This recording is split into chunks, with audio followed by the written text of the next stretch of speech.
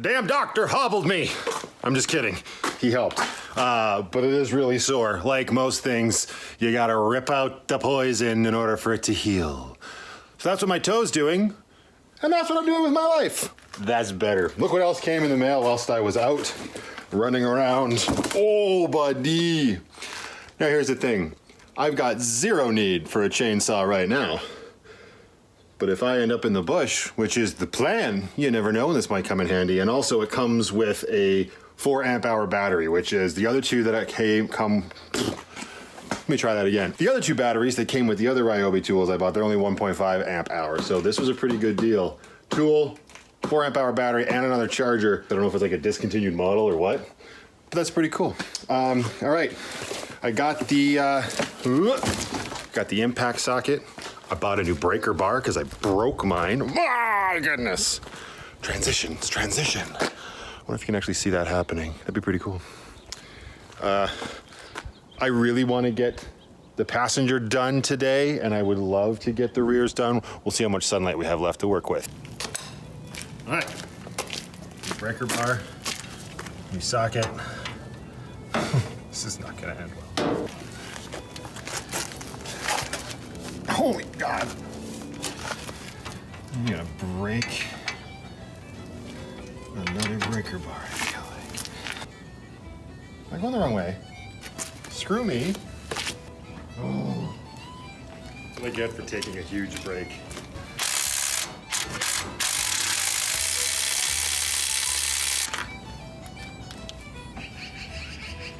Okay, there's one.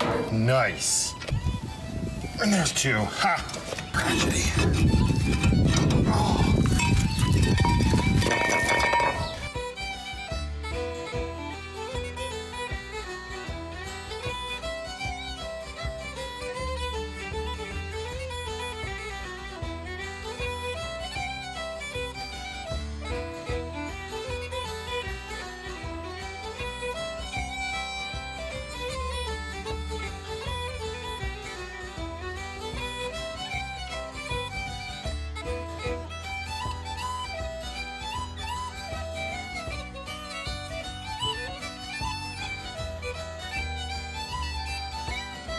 How's it going?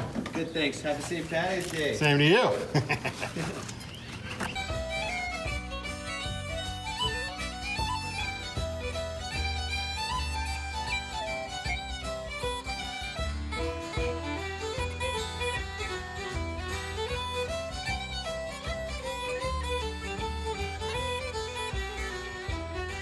All right, I looked it up.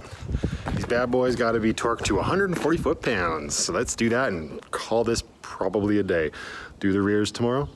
140 foot-pounds.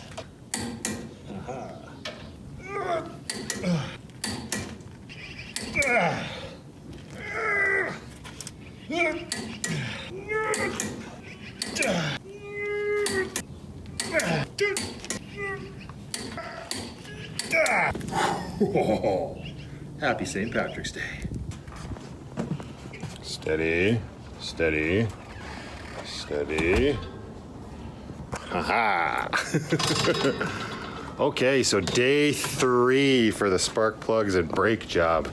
All we got left is the rears, of course, but also I'm gonna have to take a bit of a pause even before I put the new hardware on the rears, and I'm gonna take all of the front off again, because I'm sure they would be okay for a little while without any sort of lubricant or grease on the hardware. I don't like that, honestly. I'm not comfortable with it, so I'm gonna rip over to the store, get some silicone-based grease specifically for brakes, and just apply that shit to all the hardware on the brakes. Yeah, let's get started. So this is interesting. I thought it was just the brake cleaner I was using yesterday, but this is right below the van this morning. Now, it's not running. It looks like it's kind of stopped, whatever it is. But I have no clue what that would be. Vehicle hasn't been running, so I'm not sure. I'm going to put down some cardboard just to see if I can get like fresh drops to see. Doesn't smell like anything either, so one more thing to monitor. Used car life. Okay, well, mystery solved. So I've got that down there to see if anything more comes out.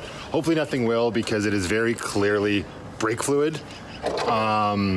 So I haven't done brakes in a while, as I said, and I haven't looked it up yet to confirm or not, but when I was collapsing the calipers yesterday, obviously that was pushing pressure back up through the system, and it came out the master cylinder. You can't actually, oh yeah, you can see it kind of glistening there. So I'm gonna clean that up so it's taken care of and nice and safe, but at least there's no other mystery leak in the van.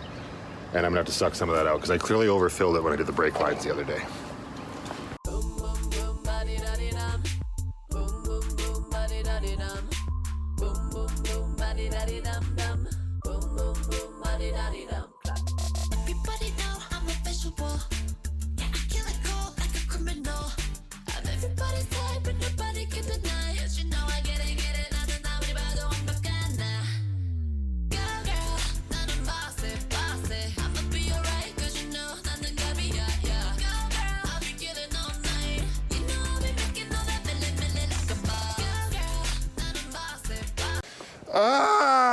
So unlike the fronts, this one, I mean, it was easier to get the caliper and the caliper bracket off than it was on the fronts, but the frickin' rotor on the backs are far worse off. It's a rear wheel drive and it's rusted to absolute S. So hit it with some penetrating oil. We're gonna let it sit and try to wrench it off. And when all else fails, just take out your frustration. Let go! It's fine.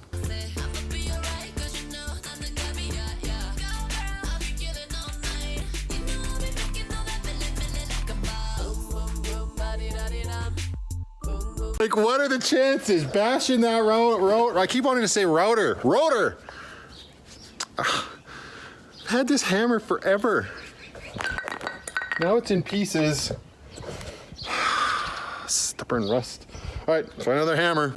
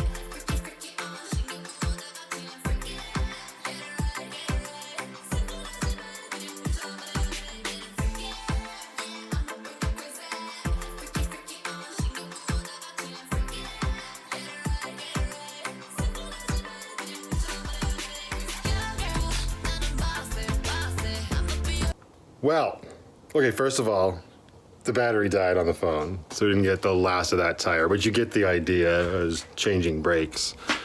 The backs, well, they appeared easier, at least that first one. The rotor was a bit of a problem until we released the e-brake, and then it came off. So pro tip, don't leave your e-brake on. I had it on from when I was doing the fronts, right? Yikes. I am so wiped out that the passenger side, I did it all already. But the passenger side tire brake, those bolts, buddy. And you can't get in there with an impact wrench. You can barely get in there with a breaker bar. Very challenging, and I'm very wiped out. But that's because I didn't eat at breakfast. First mistake. So I just refueled. Nice little bowl of chili. We got the camera, or my phone, charging. And now I'm debating ripping the front tires off again just to hit them with some of that grease. It's like, I'm so tired I don't want to.